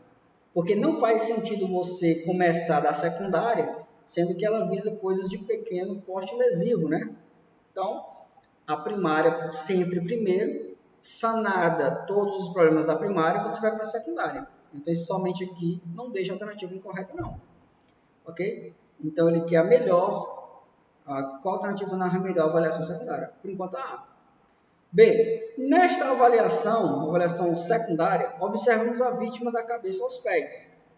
Tá certo também. Tá certo também. Eu já vi que a D, todos estão corretas, né? A não ser que a C esteja divergente. A C diz, observa-se nesta avaliação a extensão dos ferimentos. Show, a quantidade de cortes, né, de ferimentos. A quantidade de sangue perdidas e fraturas. Pronto, alternativa D. Todos estão corretos. Porque todas as alternativas narram conceitos de avaliação secundária. Beleza? Olha, isso aí já tem muito mole, né? E a piada do bambu, né? E o bambu? E o do sambu? Sétima questão. Quando falamos em parada cardiorrespiratória, lembramos também da reanimação cardiopulmonar. Parada cardiorrespiratória, sem batimento, sem respiração. Reanimação cardiopulmonar, massagem cardiorrespiratória. Né? Qual a alternativa correta? A. Posicionar a vítima em um lugar macio para realizar a reanimação cardiopulmonar, a RCP? Errado. Esse termo macio aqui, né? Deixa a alternativa indevida, porque se for no local macio, quando você fazer a compressão torácica, o que vai aprofundar não é o peito, é o corpo do indivíduo no local macio, né? Então a alternativa A está fora. E ele quer a correta. B. Para todos os casos, a mesma técnica de compressão e insuflação deverá ser usada? Errado. Mesma técnica de compressão e insuflação, não. Por exemplo, quando a gente pega a técnica de compressão, né? A gente viu que em caso de criança a gente usa só uma das mãos e não realiza a questão, por exemplo, da insuflação. A insuflação é na boca e no nariz. Já em bebês a gente usa só os 2 dedos, né? Então está errado. C. Serão 30 compressões e 2 ventilações em regra? Sim, está certo. Achamos a correta alternativa C. 30 compressões e 2 ventilações em regra. Alguém vai dizer assim, não, mas em bebês a gente vai utilizar 3 para 1. 3 para 1, se não me engano, acho que é assim.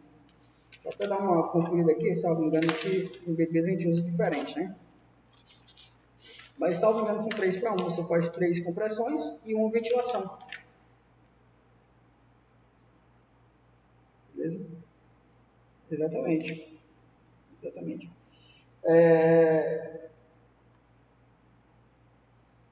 Exatamente, 3 compressões e uma ventilação. Estava meio esquecido sobre isso aqui.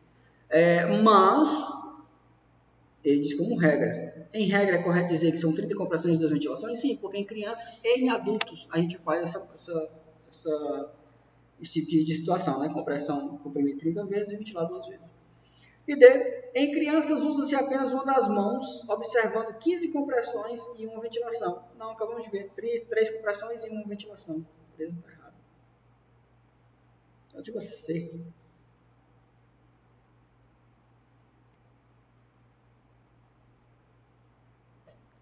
Questão de número 8. O desmaio se caracteriza pela perda repentina dos sentidos, causada por uma diminuição de sangue e oxigênio no cérebro. Nesses casos, não é recomendado o quê? O que não é recomendado em casos de desmaio? Desapertar as roupas é recomendado. B. Virar a cabeça da vítima de lado para evitar asfixia é recomendado.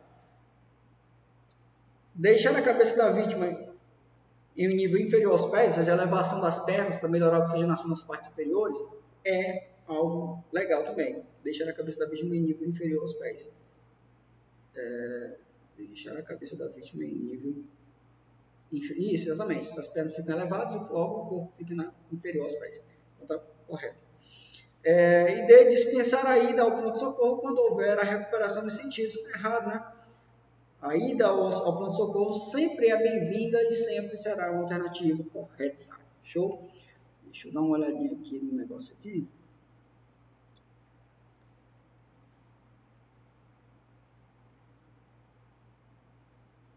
Show, vamos lá. Nona questão. Durante uma crise de convulsão, é aconselhado que se realize, exceto, olha que questão, né, mais ardilosa, porque ela vem no sentido de fazer você procurar uma alternativa correta, aí ela coloca um exceto bem no final. Ele, durante a convulsão, é aconselhado. O quê? Alguma coisa certa. Só que ele faz um excesso. Então ele já não quer mais uma coisa certa. Ele já não quer mais uma coisa aconselhada. Ele quer uma coisa que não é aconselhada. Então, muito interessante você fazer a observação, uma leitura correta, né, dada e interpretar bem a questão. Vamos lá. A. Dar espaço para a pessoa. É correto. B. Desapertar as roupas apertadas. Ok. Colocar a pessoa deitada de lado. Ok. Tentar imobilizar a pessoa ou amarrar os membros. Só porque a D é extremamente errada, a gente acaba marcando ela como exceto, né? Exceto isso. Beleza? 10ª questão.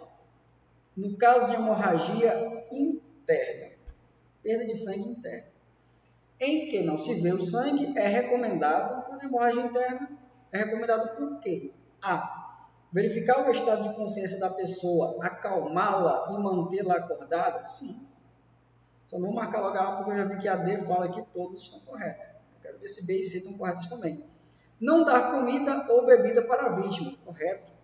C. Deixar a vítima aquecida, uma vez que é normal que em caso de hemorragia interna haja sensação de frio e tremores. Exatamente. Alternativa D é a alternativa mais correta. Questão número 11. Qual alternativa é a mais correta quando falamos em amputação de membro? Amputação de membro é aquela separação do membro com o resto do corpo, né? Qual é a mais correta? A chance de um reimplante é quase nula. Errado, a gente viu no nosso manual que a chance de reimplante chega a ser de 90%. Beleza? Então tá fora. Ele quer a correta. B. A amputação é a separação de um membro do restante do corpo. Tá certo. A amputação é a separação de um membro do restante do corpo. Pode ser a B. C. No transporte do membro, use um recipiente com gelo até a chegada em um hospital. Você falou que transportar com recipiente com gelo era legal.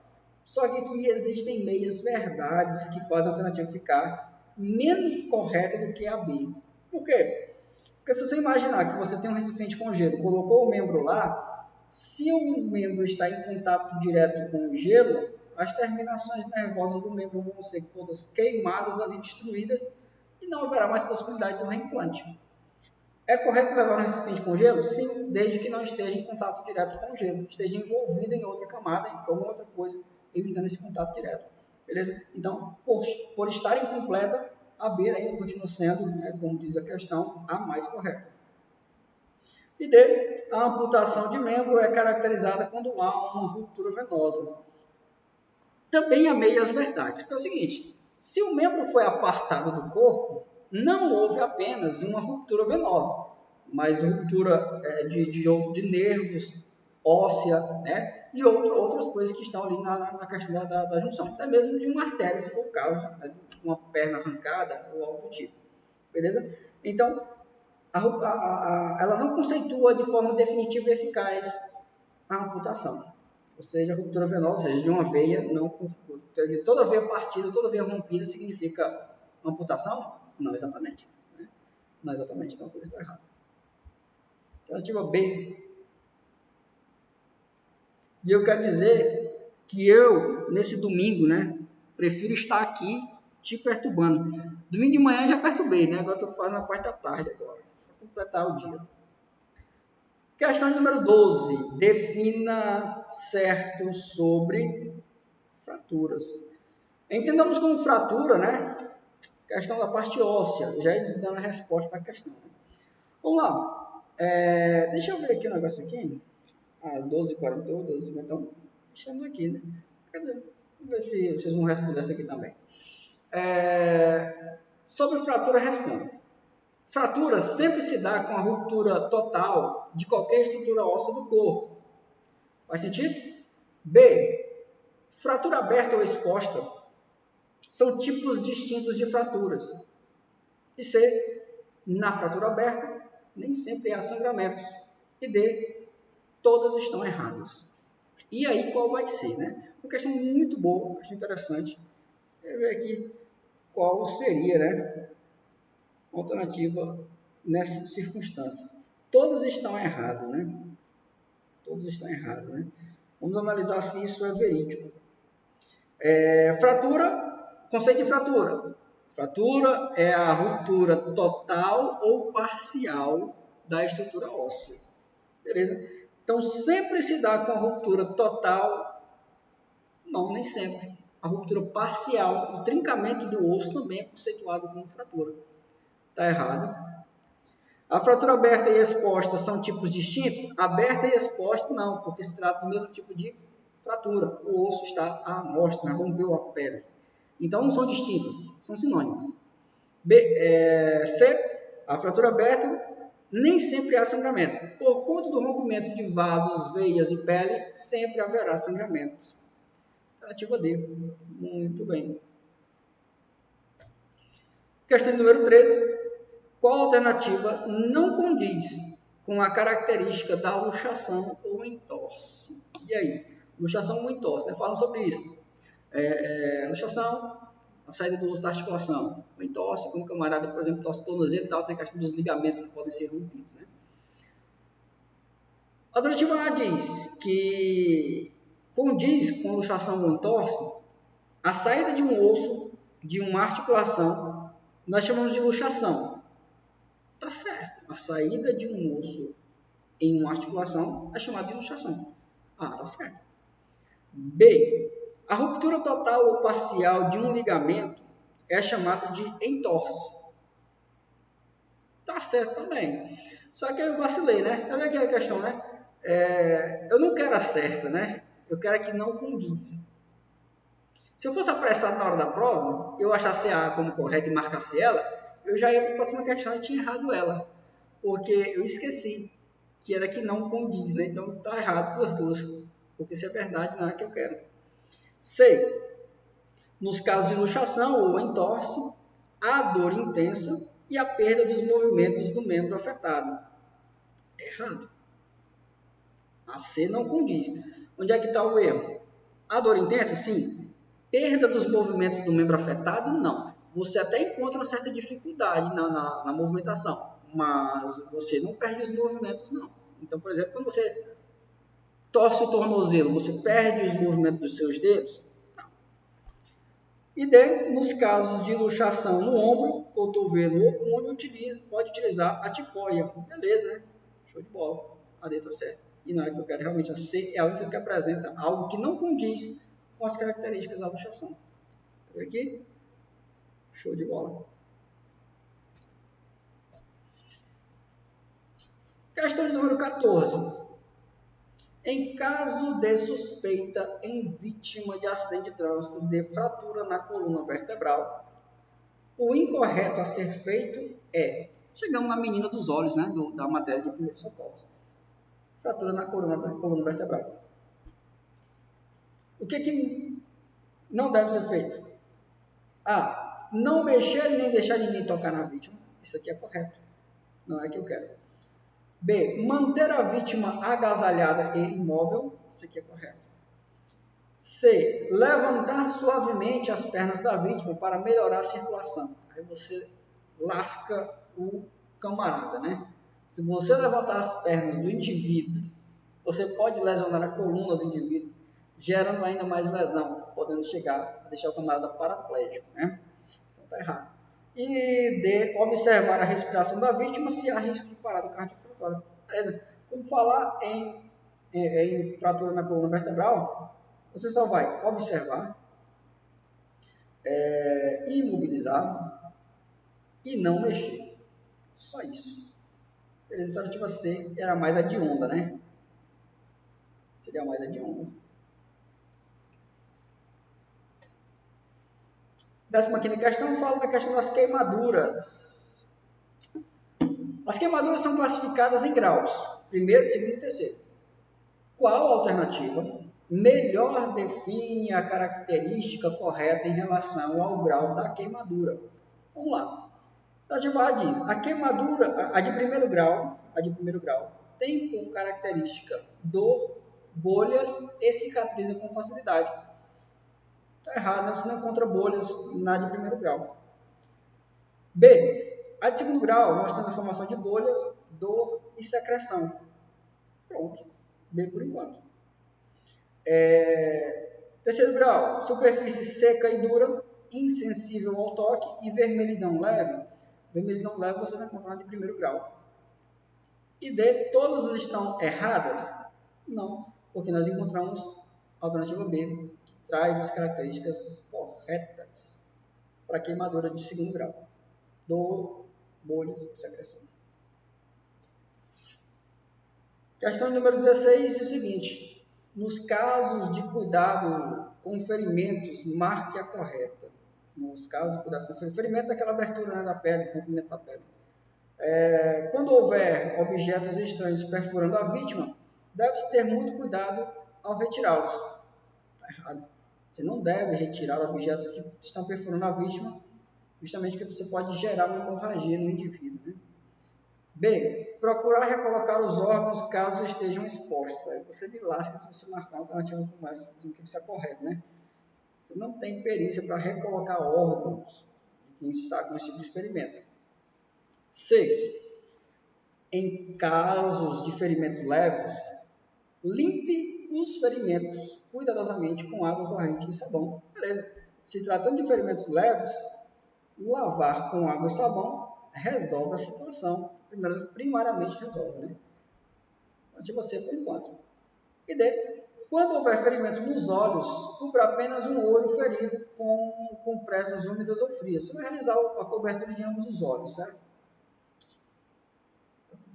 Você não consegue olhar só com o olho, você acaba movimentando ambos os olhos. Apesar de que essa questão 16, ela poderia gerar algum tipo assim de polêmica, né? Eu dei aula alguns meses atrás a um médico e ele disse que a questão de se eu for somente um dos olhos que estiver ferido, eu posso cobrir só o olho ferido e não necessitando cobrir ambos os olhos.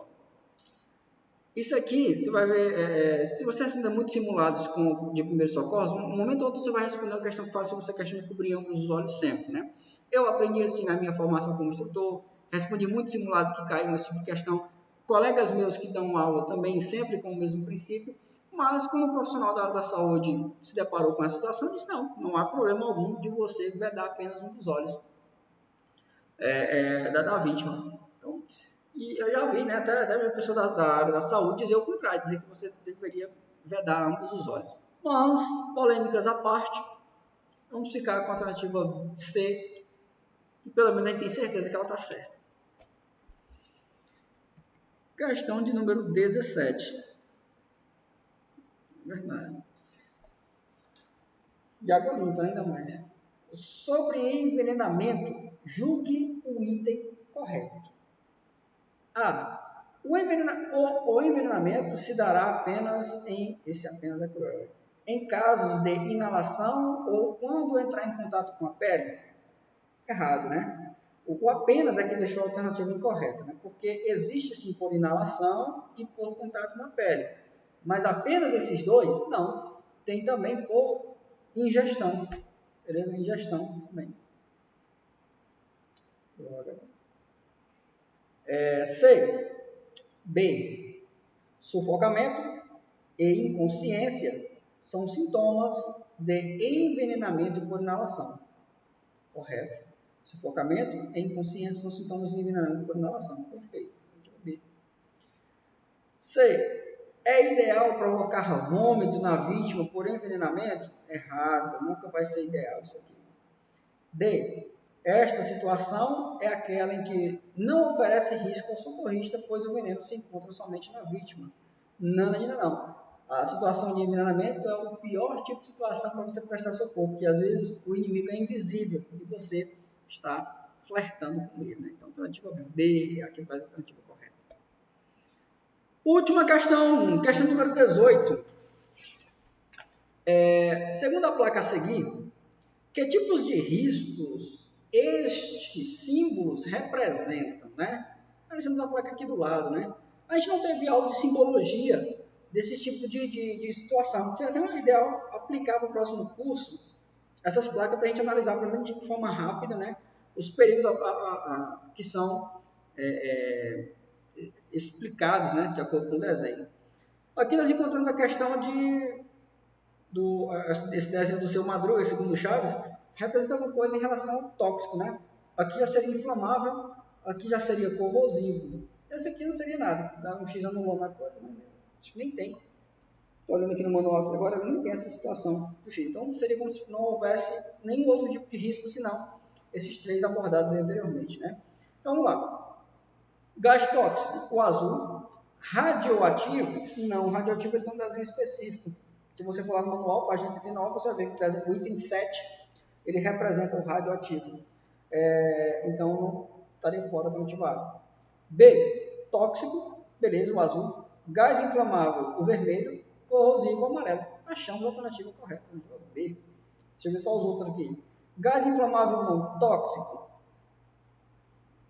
Vamos colocar o vermelho, gás inflamável, beleza? Corrosivo, o amarelo. Explosivo, não dá para associar o azul, não. Porque o explosivo ele tem um detalhe, seria o número 1 na placa 1 do manual. Ele é uma bolazinha, aí tem, né, vários faíscas saindo aqui dele, mostrando a questão de ser explosivo, né? Então, não é assim. E B, substância infectante. Não consigo associar nada senão o azul, né? Mas ele já tem tóxico, o azul de novo, tá errado. Beleza? Então, e tem um detalhe para infectante, eu acho que tem um específico aqui, né? Não tem. Então, alternativa B, na questão de número 18. Deixa eu ver aqui se confluiu com alguém. Show. Os demais também acreditaram que era assim. Deixa eu manter. Descartar. Show de bola. Mais uma matéria foi para o saco. Finalizamos os primeiros socorros. Ficando agora 2 matérias apenas para a gente finalizar. Nós ainda temos 1 hora e 47 minutos de aula, onde vai passar o nosso intervalo comercial agora. E na volta, a gente já volta com a penúltima matéria do curso. Vamos tentar exaurir ela, acabar ela, se não der tempo. A gente finaliza ela no sábado, junto com mecânica básica, que tem a carga horária menor do curso, que é só 3 horas aulas, a menos. E aí a gente vê o que vai dar. Beleza? Então, o café está aqui. Quem é que vai trazer o bolo, né? Vamos lá deixar aí, mas que ele não erra o endereço. Então, 3 e 3, né? Camarada fala ponto extremo, do café para uma cachaçinha. Então, fazer assim, 3, vamos imaginar que são 3 e 5 para ficar mais arredondado, 3 e 35. A gente volta com a última matéria, aliás, com mais uma matéria, beleza? Esqueci até de finalizar a aula. Deixa eu só finalizar aqui antes.